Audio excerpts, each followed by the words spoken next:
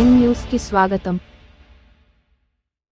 తోటి పార్టీ మిత్రులకు అందరికీ ప్రతి ఒక్కరికి పేరు పేరున నా ధన్యవాదాలు. ఈరోజు నేను ఇక్కడ కలవడానికి కావాల్సిన సందర్భం ఏమిటంటే మొన్న 31న జరిగిన కౌన్సిలింగ్ సమావేశంలో నేను అడిగినది ఏమంటే, నా ప్రజల కోసమే నేను పోరాడుతున్నా. గత 4-5 నెలలుగా ఎజెండాలో నేను నా వార్డుకి సంబంధించిన వర్కుల గురించి పొందుపరచడము, వాళ్ళు ఎప్పుడు ఆ వర్కులను నాకు శాంక్షన్ చేయట్లేదు. కేవలం బీజేపీ పార్టీ అధికారంలో ఉంది, మన వైసీపీ అధికారంలో ఉంది అని ఎంతసేపు మేము అధికారం అని చెప్పని నోటితో బాగా క్షుణ్ణంగా ఇస్తున్నారు. మాకు మాది అని చెప్పేసి వాళ్ళదే ఉండొచ్చు. వాళ్ళదే ఉన్నంత మాత్రాన మేము కూడా మున్సిపల్ కౌన్సిల్లోనే ఉన్నాం. 42 వార్డులకు సంబంధించి ఉన్నాం. 42 వార్డులకు సంబంధించి ఉన్నప్పుడు మా బీజేపీ కౌన్సిలర్ చేసుకున్న పాపం ఏంటి? మా ప్రజలందరూ కట్టడం లేదా? ఏ పన్నులు కట్టడం లేదా? ప్రతి ఒక్కరు చెల్లిస్తున్నారు కదా. మరి అందరితో పాటు మా వాటా మాకు ఉంటుంది కదా. మేము వాటాలు ఆ విధంగా కూడా అడగట్లేదు. నడిబడ్డులో ఉన్న మీ వార్డులకు కోట్లు ఆ వర్క్ ఈ వర్క్ అని చెప్పి ఎంత చేస్తున్నారో ఎంత చేయట్లేదో, ఏ విధంగా జరుగుతుందో మాకు అసలు అర్థం కావట్లే. మీరు శాంక్షన్ చేసుకుంటున్నారు, వెళ్తున్నారు. మరి ఊరికి కట్టకడన ఉండి దాదాపు హీనమంటే కూడా ఒక 8 కిలోమీటర్లు 10 కిలోమీటర్ల దూరంగా ఉంటుంది మా అమరావతి నగర్. ఆ అమరావతి నగర్ సంబంధించి అక్కడ పాములు, తేళ్లు, మంచిడు ఎన్నో ఉన్నాయి. వాళ్ళకు సైడ్ కాలువలు లేవు, రోడ్లు లేవు అని చెప్పేసి అక్కడ ఈ పొద్దు కాదు. ప్రజలు గతంలో కూడా మంచి నాయకులు అక్కడి నుంచి పుట్టుకొచ్చారు, చైర్మన్లు కూడా. పాపం వాళ్ళు కూడా ఇదే విధంగానే గతంలో మేము పార్టీ మారేంత వరకు ఏ విధంగా అణిగి ఉన్నామో అదే విధంగా కూడా అప్పట్లో ఉన్న వాళ్ళు కూడా ఉండొచ్చారు. కానీ ఎవరు ఏం చేయలేదు. మేము కూడా ఏం చేయలేక ఆఖరికి ప్రజలకు ఎంతో కొంత మేము ఉన్నంత వరకు మా మేరకు మేము న్యాయం చేయాలా అన్న ఉద్దేశంతో నేను బీజేపీ పార్టీలోకి వచ్చాను. బీజేపీలో పార్టీకి వచ్చిన తప్ప మేము తప్పు చేశాము? ఎంతసేపు మమ్మల్ని రాజీనామా చేయండి అనడానికి ఎందుకు మేము రాజీనామా చేయాలి? గతంలో వైసీపీలోకి ఎవరు అట్లా ఆ విధంగా గెలిచి మీరు తీసుకోలేదా కౌన్సిలర్లను? ఒకరిని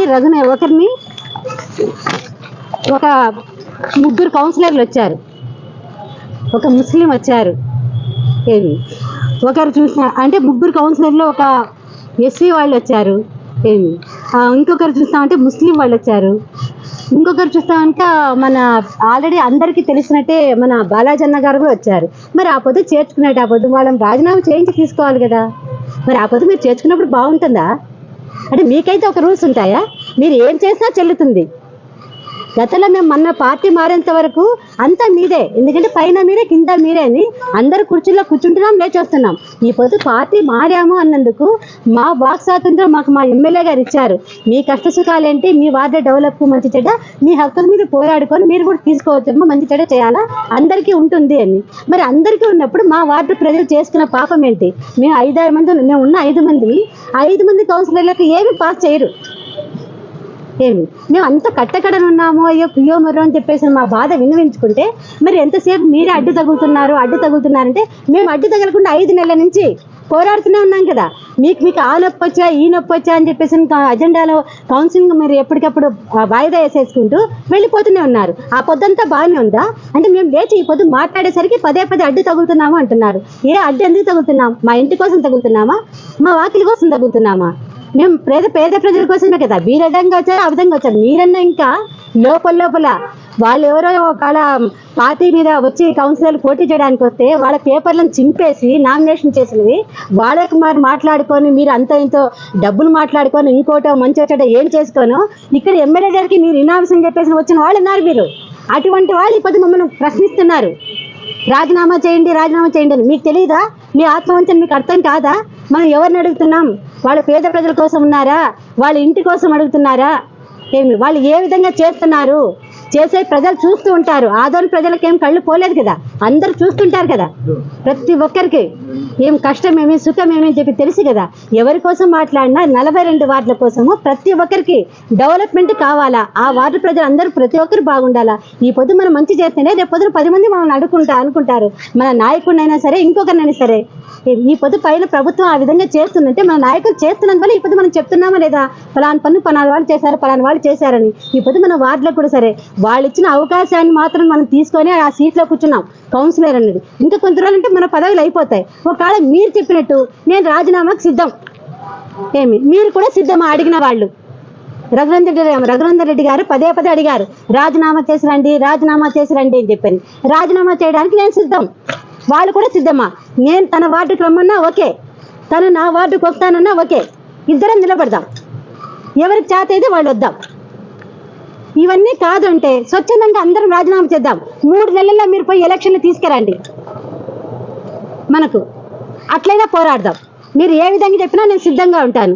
ఎంతసేపు ఊరికే ఏదో మనం మీడియా ముందు మీరు రాజీనామా చేసేయండి, మీరు అది ఇది అని చెప్పి మాట్లాడడానికి అవసరం లేదు. నేను స్వచ్ఛందంగా చెప్తున్నాను. ఒకప్పుడు నేను కౌన్సిలింగ్ హాల్లోనూ చెప్పాను, ఇప్పుడు ఇక్కడ చెప్తున్నాను. నేను ఎప్పుడైనా సిద్ధమే, ప్రజల కోసమే ఉన్నాము, ప్రజల కోసమే పాటుపడతాము. మా నాయకుడు చెప్పినా అదే, మేము చేస్తున్నా అదే. ఇంకా పదే పదే మీరు ఎంతసేపు ఉన్నా కూడా ఏదో మెత్తగా ఉన్నా అంటే వచ్చేస్తాము అన్న ప్రకారంగా మా వాటా కూడా మాకు ఇవ్వకుండా మా పేద ప్రజలకు ఎంతసేపు మీరే తీసుకోవడం, మీరే చేయడమే, మీ ఇష్టం వచ్చేది మీరే. ఏమంటే కౌన్సిల్ మాది, చైర్మన్ మాది, కౌన్సిల్ మాది అంటారు.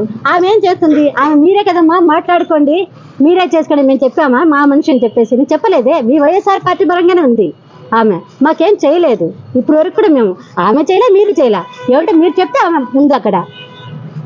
మరి మాకేం చేస్తున్నారు? నేను 5 నెలల నుంచి పోరాడితే మరి నాకు ఎన్ని వర్కులు ఇచ్చారు మీరు? నా వార్డుకు రమ్మని అడుగుతున్నాను కదా నేను.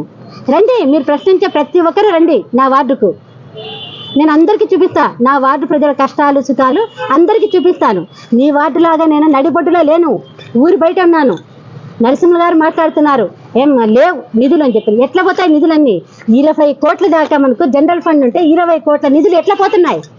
ఎవరి వార్డు ఎంతెంత డెవలప్ అయింది, ఎన్నెన్ని కోట్లు ఒక వార్డు తీసుకుంది. మరి మా వార్డుకి ఏమి ఇచ్చారు, ఏం చేశారు? రండి మీరే చూపిద్దాం, ఆ లెక్కలు కూడా తీసుకుందాం. నేను అప్పుడు కౌన్సిలింగ్ వాళ్ళు అడిగినా అదే, ప్రత్యేకంగా ఈ పొద్దు ప్రెస్ మీట్లో పెట్టినా కూడా అదే. నేను నా ఇంటికి నా వాకిలికి అడగట్లేదు, పేద ప్రజల కోసమే అడుగుతున్నా. ఆ పొద్దు నా ప్రజలు పేదవాళ్లే, ఈ పొద్దు నా ప్రజలు పేదవాళ్లే. మరి పేద ప్రజల కోసం అడిగేటప్పుడు మీరు ఎందుకు నడిబొడ్డులో ఉన్న వాళ్ళు ఎక్కడ మీరు సర్దుబాటు చేసుకొని మా ప్రజలకు ఇవ్వకూడదు? ఎంతసేపు మీరు బయటికి పో అని చెప్పేసడానికి నేను అడ్డుపడితే నేను బయటికి పో అంటారా? ఏం మీ హక్కు అదేమన్నా? ఏం మీరైనా కష్టపడి రాలేదా?